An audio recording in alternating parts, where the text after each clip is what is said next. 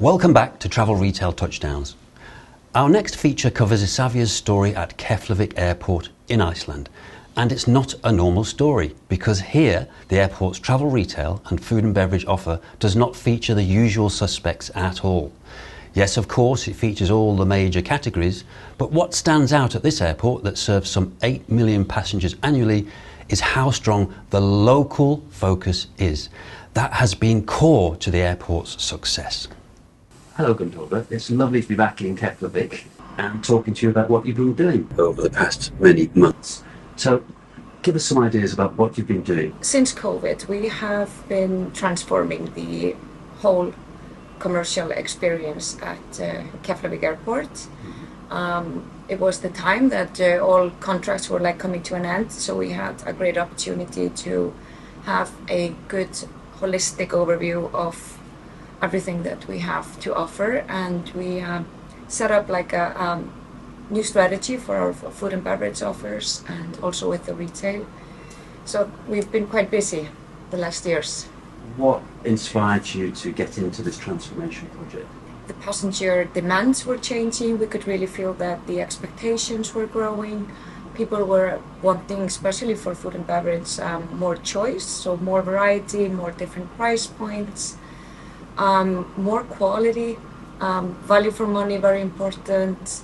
The experience of local, was that a driver for you in terms of the transformation? Yes, definitely. So we wanted to be very true to our passenger profile here, and around 80% of the departing passengers leaving Keflavik Airport are here as international leisure travelers. So they're coming to Iceland because of the nature and the foods and the culture. So yeah, we wanted Keflavik Airport to very strongly represent that. On the point of local, what did you do to really bring that local offer, that local experience into the airport? Right. For us to bring out local, we needed really to speak to the local market and educate the local market and get them excited about being at the airport. And we spoke to the local brands that we felt would be fulfilling that, and we also spoke with the big operators around what kind of brands they should be looking at. And then as part of the process, we do have this visit, so we invited the big guys to come, and we also really encouraged the local players to come. I mean, some of them we were even just calling up in the morning, like, you should really come, please come, because they felt it was maybe just too big of a step.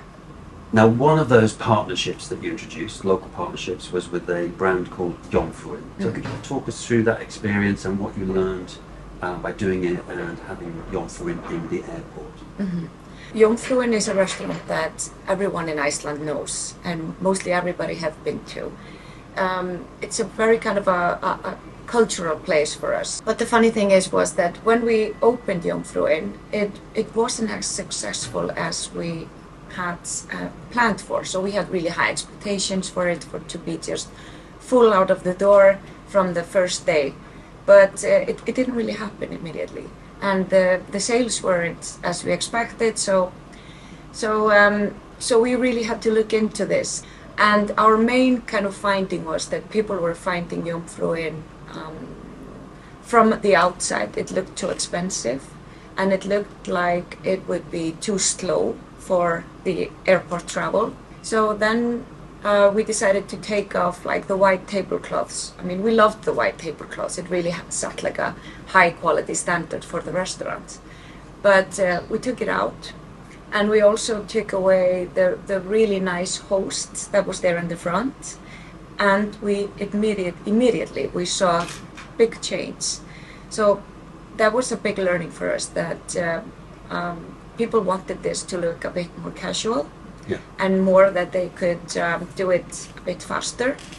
So that's the difference from really downtown, where people had lots more time to spend. And also we had to withdraw some of the dishes from the menu. It was just taking too long for people to decide what they wanted to have. What kind of results did you see? I mean, we were seeing significant results immediately on the sales. So probably up by like 20% in sales per pax, which was really great. And the usage of the seating during peak hours went up, obviously. Obviously, in a transformation type project like you have here, there's a lot of building work and temporary work, and you've developed a very interesting platform, retail platform, modular system, very flexible, that allows you to work around all the building work and so on. Could you talk to us about this flexible framework system you have? Yeah. We, together with a design agency, created this commercial modular system. It's really easy, really. It's kind of like a framework, but it's scalable. We can make it long, we can make it a square, we can change the flooring, we can have different kinds of branding on it. And it has a lighting system, and we also have some furniture in there, and even the shelves and stuff. So it really looks like a shop. So it gives people the much more of a feeling that it's still a store. We're still kind of early days into it, but we've used it both for the redevelopment of 66 North, the outdoor brand, and also for the Blue Lagoon shop, the skincare shop. So instead of not having anything while we were redeveloping the space, we offered them to use these pop-ups. And amazingly, they kept the sales per passenger in that framework. Using that framework on a smaller footprint as well, so Right. a smaller store, they were like-for-like sales. Right. Yeah. Again, that's another way to make it easier for local brands to come in. And you have, I believe, obviously you have to find those local retail brands, those startups, entrepreneurs, edgy kind of brands, as you say. So what are you doing to kind of identify those types of local edgy brands? I mean, we do it partly in-house, so we have people in my team that are very much with the finger on the pulse on what is happening. We also advertise regularly, and sometimes even we would work with an operator in the airport who can access a lot of brands, and together with them we can make this work. But it's again just being really true to, if you really want to represent your country. I mean, Iceland and Reykjavik is about these kind of vibrant new brands, and even though we're a small nation, we have a lot of very kind of vibrant and really qualified artists and retailers. Sounds good. Now, moving on to some the impacts, the differences, the changes that you made, the transformation project, the kinds of relationships you've been creating, the kinds of partnerships, different ways of working, different offers. What sorts of impacts does that make? Can you tell us about the big headlines for you, the differences that this has all made? Yeah.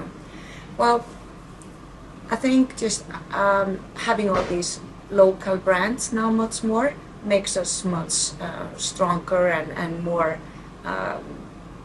in line with the demands that our passengers have.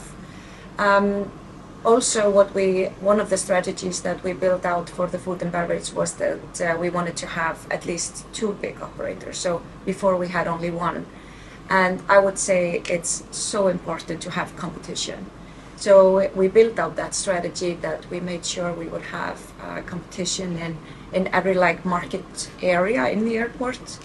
So it gets them kind of to work harder, so that they need to work for getting the business. So it's not only us getting them to increase quality and watch out for the prices and the opening hours. So it changes the game a little bit there. Customers been telling you what they've noticed? Any differences? We do see through our kind of research portal that we are getting really, really nice feedback, especially on the new food and beverage outlets. People are saying that they really love the food, love the services and the design and all that. So that's very appreciating to see from that. And also we are a part of the ASQ research, and we can often see that when people are supposed to mention what's the best thing with the airport, now people are more and more mentioning commercial options. Going through this transformation process, what kinds of things did you learn? To begin with, you really have to lay out your strategy. So what do you really, really want? And you have to see if you kind of have to test if your strategy is going to work when speaking with the local market. And then you have to be very descriptive when you write your documents, your tender documents. You have to be really descriptive about what you want, and you have to spend time on that process. That's very important. So we spend a lot of time with all these technical evaluations. We give really strong feedbacks, and we want to end up from the bid with something that really came through in the bid. And then obviously with building it up, you have to be really close to your operators. So I mean, that's one of the big learnings. You really have to be there. You have to be very close, and you have to be the connector between the airport and between the city, I would say. So that's about creating a stronger sense of dialogue and partnership, and you were able to do that right from the start of the process. I think it's just really in our nature to work like this. So we are here to build a win-win collaboration with anyone who wants to work with us. Because we don't think it's good if the operator is not having good business here. It will always turn out to be bad for the customer if that's the case. Notice I loved doing the Iceland video because it's so radically different from what we consider to be the norm in terms of airport retail. And also what was so interesting was that when we went there, the volcano was erupting. And we got to the hotel, which was just next to the airport. Their form of entertainment was having this big, large screen with watching the volcano erupting. And when we said, well, how close is that? Oh, it's just around the corner, 25 kilometres. We went, okay, aren't you a little worried? And they went, well, not at all, because we're kind of used to it. And it's going to, any lava is going to go on the other side of the volcano, not hit us. Anyway, I digress.